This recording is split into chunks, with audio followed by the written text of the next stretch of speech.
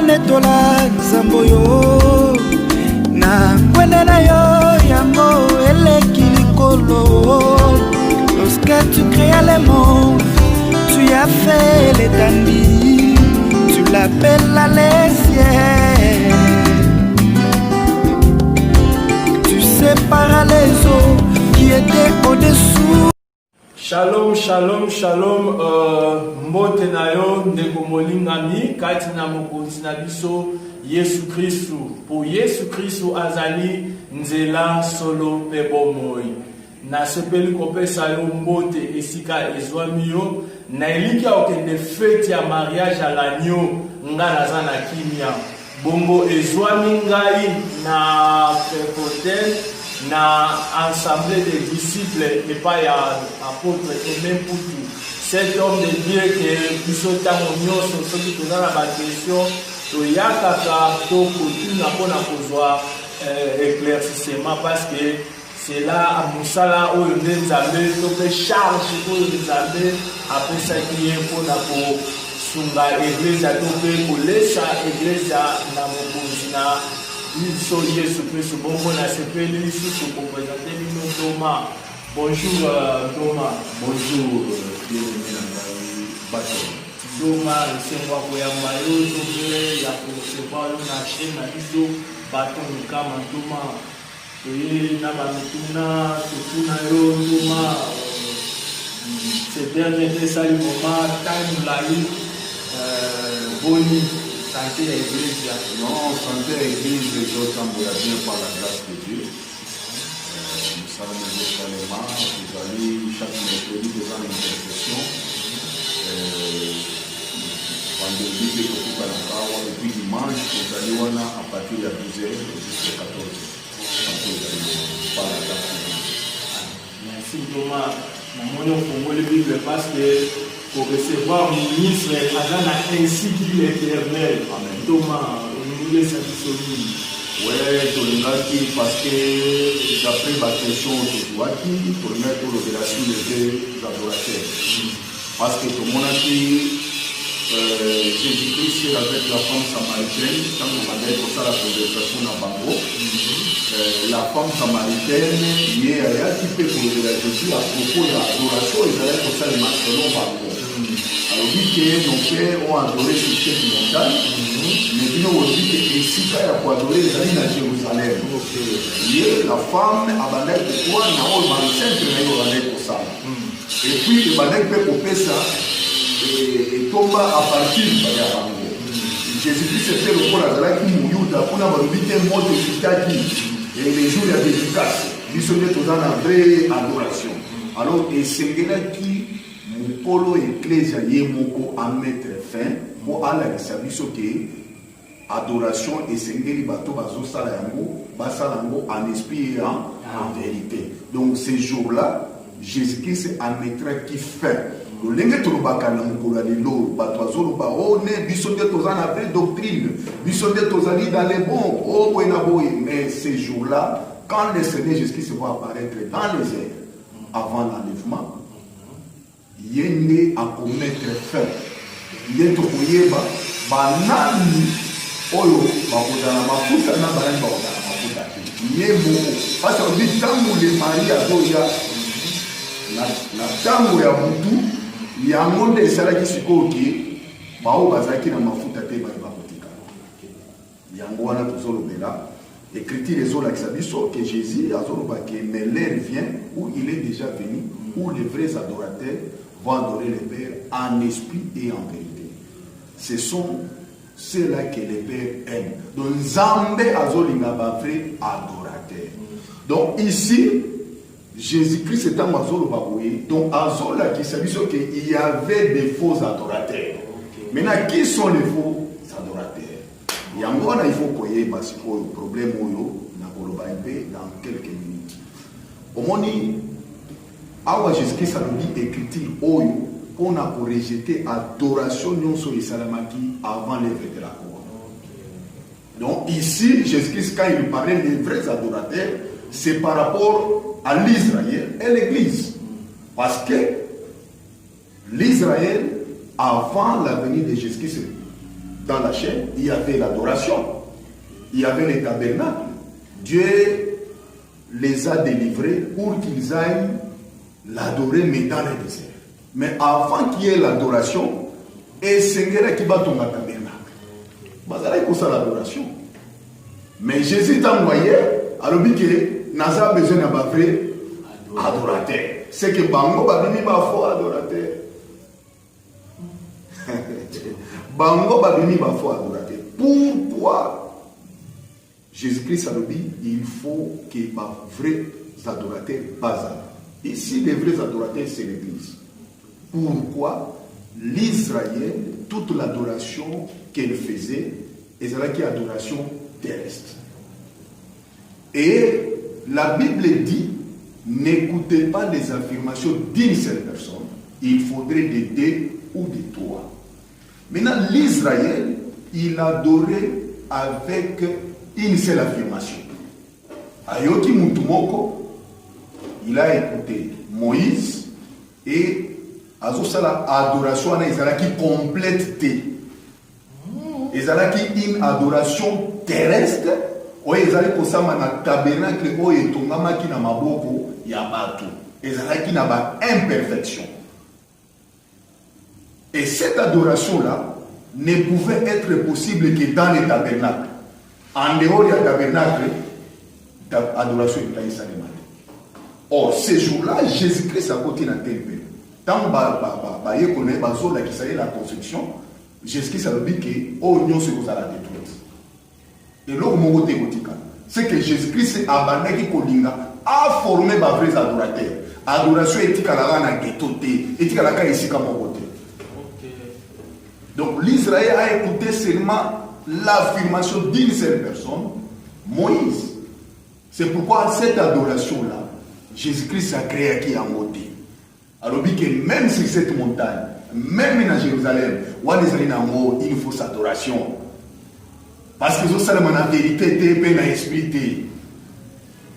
Maintenant, nous, l'Église, après l'œuvre de la croix, nous avions écouté les affirmations des deux. De Moïse et de Jésus, c'est pourquoi nous sommes les vrais adorateurs. Parce que la vérité est dans le chiffre 2. Vérité est à 4 dans le chiffre 2.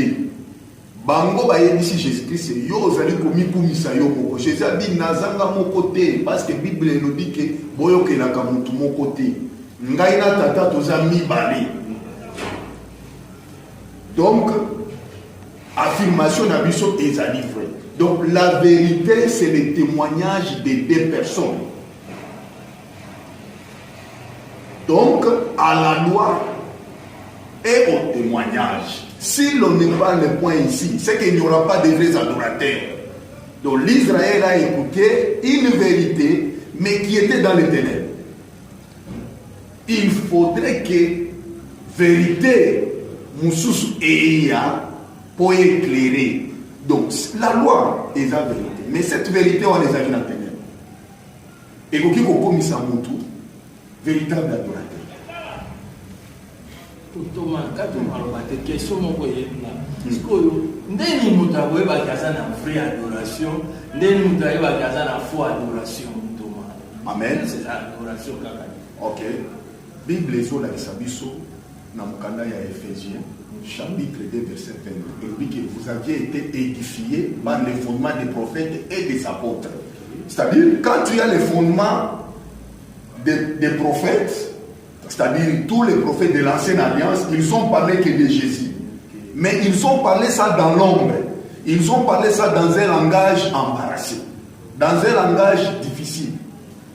Maintenant, les apôtres, Sokozotanga makomi na mukanda ya Ephésiens chapitre 3. Paul azoloba ke ngai prisonnier na bino kati na nkolo.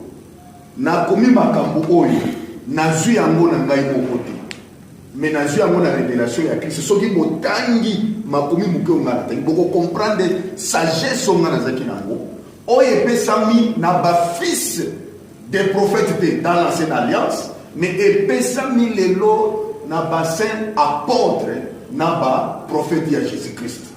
Donc la révélation est pesami na ba apôtre bangonde ba interpréter makambo ba prophète ancienne alliance ba les vous comprenez, c'est que pour que vous ayez un vrai adorateur, tu dois adorer na kati ya vérité à partir du témoignage. Il y a un prophète ancienne alliance, dans l'ombre, et puis témoignage, il y a un apôtre, il y a Jésus-Christ, il y a un prophète à Jésus-Christ, il y a un terrain du saut, les vrais adorateurs.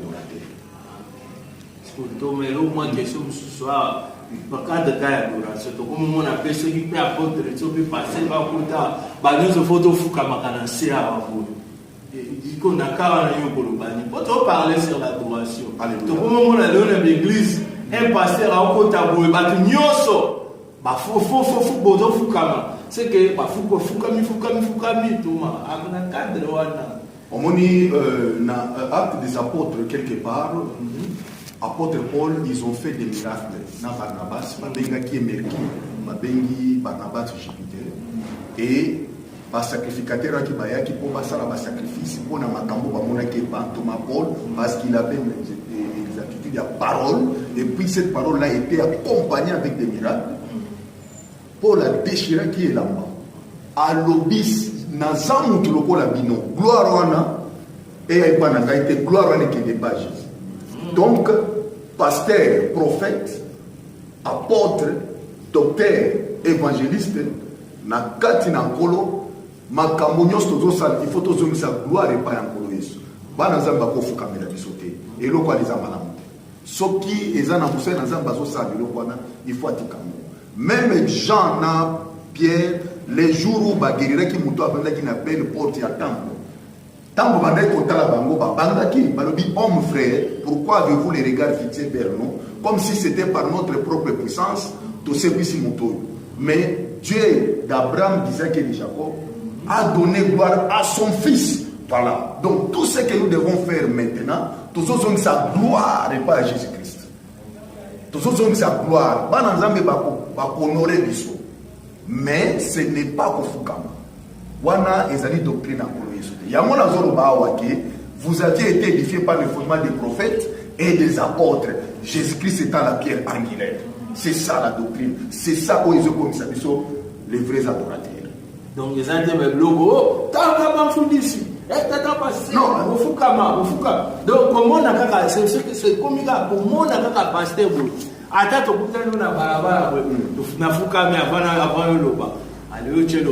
Mon père a dit qu'il faut que tant mieux les cas bani pour tomber. Amen. Il a dit que bien moi na abi bon respecter bassin dans Zambie. Pas même la présence na bango, même l'absence na bango. Donc vous devez honorer les hommes de Dieu, surtout ceux qui travaillent à la prédication et à l'enseignement. Vous traitez bango na double honneur. Yes. C'est-à-dire qu'on traite bango malamu ezanini, l'ouvrier mérite son salaire parce qu'on ne peut pas miser les blés quand il est en train de travailler dans les champs. N'est-ce pas? C'est-à-dire quand vous avez un pasteur, un apôtre, à travers la prédication et à l'enseignement, il faut s'occuper là. Mais pour adorer, l'adoration d'abord c'est quoi? Parce que comme il est là, parce que vous avez dit que vous avez non. D'abord, le terme adoration et l'inkorobanini. Awa, il faut tout cela. Parce que Bissot peut sa définition selon la roussité. Parce que Zambalobi, mes pensées et mes voix ne sont pas vos pensées. Comme les cieux sont élevés au-dessus de la terre, c'est ainsi que les pensées de Dieu et les voix de Dieu sont élevées au-dessus de vos pensées. C'est-à-dire, nous allons parler de l'adoration selon la pensée de Dieu. C'est tout le monde qui a dit quand vous avez pas sacrificateur, il faut appeler ça par Yanzambe. Avant hier, c'est-à-dire, chaque portion de l'écriture, nous devons d'abord rendre gloire parce que nous avons mis le bélier. Ami commissaire. Attention au commissaire était assez mi commissaire. Alléluia. Ata soko lingo okumisa nzambe ozosala bavanti na yo etite kombo yesu ozolia eza problème te yesa mikumisa yebo. Mais dans chaque portion de l'écriture ezali nyama au sacrificateur un ministre de Azokala il faut appeler ça par Yankolo. Donc il faut interpréter l'écriture selon d'abord les pensées de Dieu. C'est-à-dire l'adoration signifie quoi? Donc tout à l'heure qui Abraham dit athée qui mit son mot adoration dans Genèse 22:5. Vous comprenez? Dans l'oiseau et ça, toi, moi et les garçons, nous irons à la montagne pour adorer et nous allons revenir. Donc nous comprenons que celui qui peut adorer, il doit avoir d'abord une offrande. Et cette offrande-là, c'est le Fils. Thomas, yes. Papa, soit nous simbelo comme on va venir, yozo matapenza, yozo lo bagana Bible pour mais Thomas, yozo qui negana ma commune, yozo ngi sabiso kana ma commune, yozo pesa biso ba révélation, mais yozo lo ba mwana wana, l'offrande wana c'est le Fils. Mais pourtant, l'offrande dans les 2 années, et pas pour la michoueke. Mais non, donc il est oui bien. Mais ma Abraham mwana nvikinda na omoko chweke mutu apesa liboso eza nzambe ngai na yo tokoki kotangisa nzambe faso ya kopesa te mutu abanda kopesa eza nzambe soki tolingi tobanda kopesa esengeli toyekola apartir na ye mabe nde tozokende koyekola esika mosusu nzambe alingaka te mutu akende yekola esika mosusu yango meme atunaki Adam qui t'a appris que tu es né? C'est qu'Adam est allé apprendre ailleurs. Vous comprenez? Donc, Zambé n'a pas été pour l'aider par une aïe. Il y a un banda pour pèse. Voilà. C'est-à-dire, l'offrande il y a le bosso. Ils ont mis le Seigneur Jésus Nazareth. Vous comprenez? Les fils. C'est-à-dire, Moutoua qui peut adorer. Parce qu'un païen, Moutoua semble la terre pour y avoir à côté. Et tout le monde mais il n'a pas de fils. Pour oser les fils, il faut ça. Pour oser les fils, parce que celui qui n'a pas de fils n'a pas la vie. Mais celui qui a des fils a la vie. Maintenant, pour oser les fils, il y a un émission qui pour oser les fils, il faut vendre dans makolo, il y a un Thomas. Parce que dans Ephésiens chapitre 1 verset 13, Paul a dit après avoir écouté l'évangile du salut, l'évangile qui vous a sauvé, vous avez été scellés du sceau du Saint-Esprit. Vous comprenez?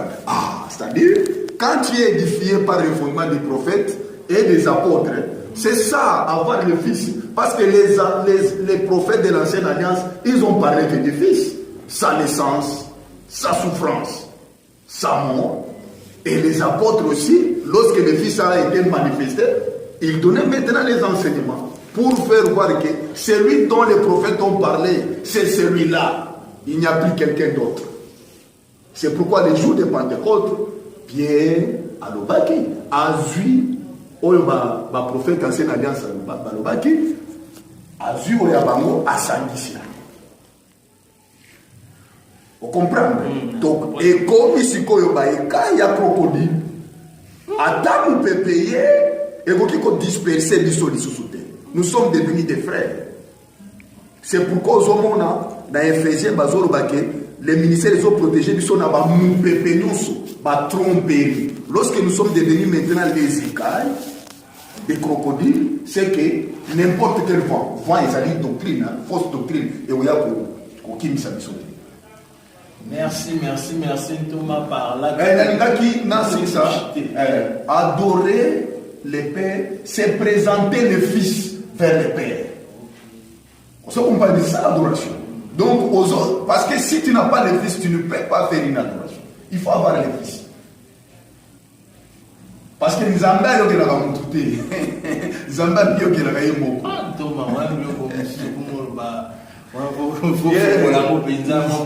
C'est-à-dire,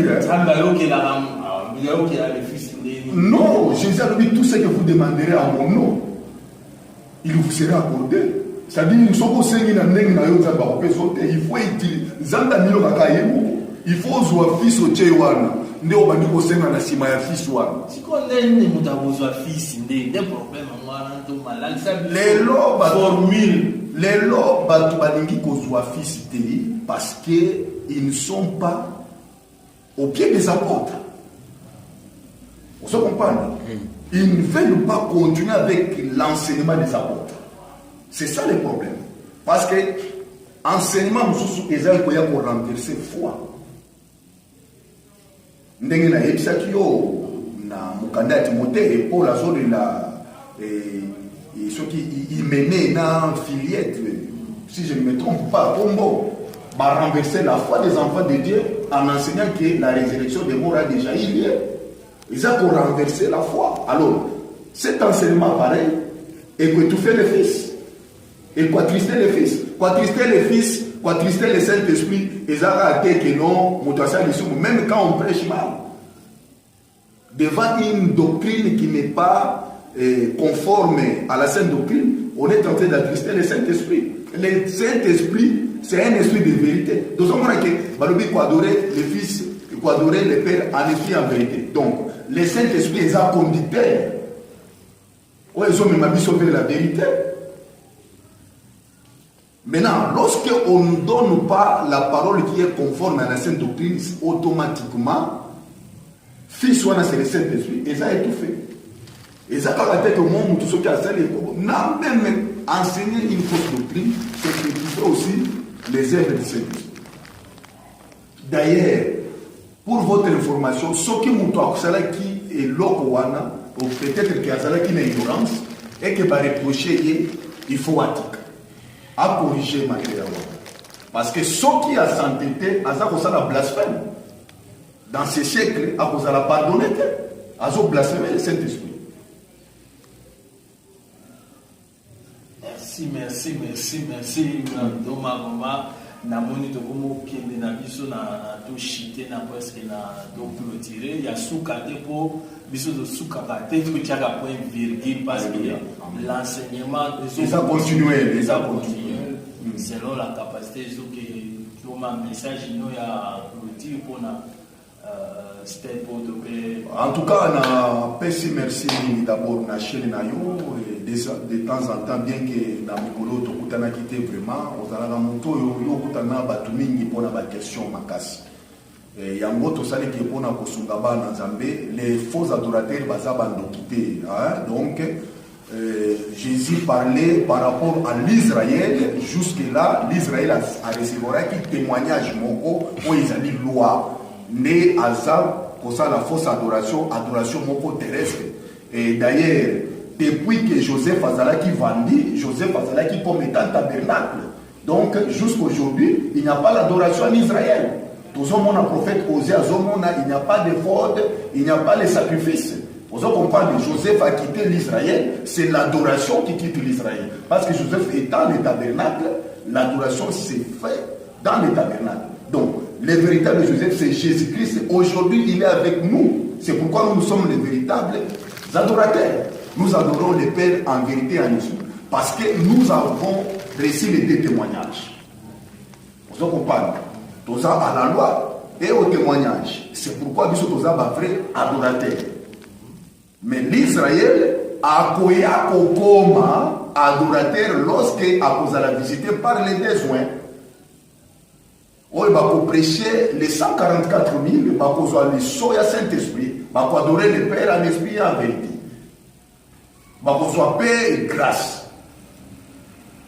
Na tango wana et vous avez tango moko ya souffrance. L'église a déjà enlevé. Mais les 144 wana va la siko les vrais adorateurs. Va la adoration na bango na momoko. Va comprendre que muto teka qui c'est celui-là le fils. C'est celui-là notre sauveur. C'est celui-là qui va nous restaurer maintenant. C'est à ce moment-là où le bango peut la restaurer. Donc, l'église, il y a Jésus-Christ, c'est né Ezali, vraie église, Ezali, pour adorer en esprit et en vérité. Parce qu'il y a mon maître, Nabiso, Azali, les véritables adorateurs. Ceux qui ont voulu adorer, il y a mon commis adorer. En tout cas, n'a pas mon libana non sur Nzambe, Bipa et Bango Bazali. Vraiment, Nzambe Azala, Nabino, na kombo na Yesu Kristo. Merci. Par là, de toucher point et virgule. On est là qui moto nanzambe ministre au charge Nkola Pesae topio pour la lobby naza esclave na chaîne pour la mosala o ya Nkolo. Tant nyonso tozanga kamitu tozwa kamituna toyaka koluka tom de moto nanzambe parce que tozwa éclaircissement et débuso na marche. Parce qu'il apparaîtra par le Seigneur a quoi apparaître tous à la token de naï na sepel kopé sombo depuis na bundeli au subscribe na chaîne na biso badon kama tikangola pambola yo ndeto kutani na vidéo boya bye.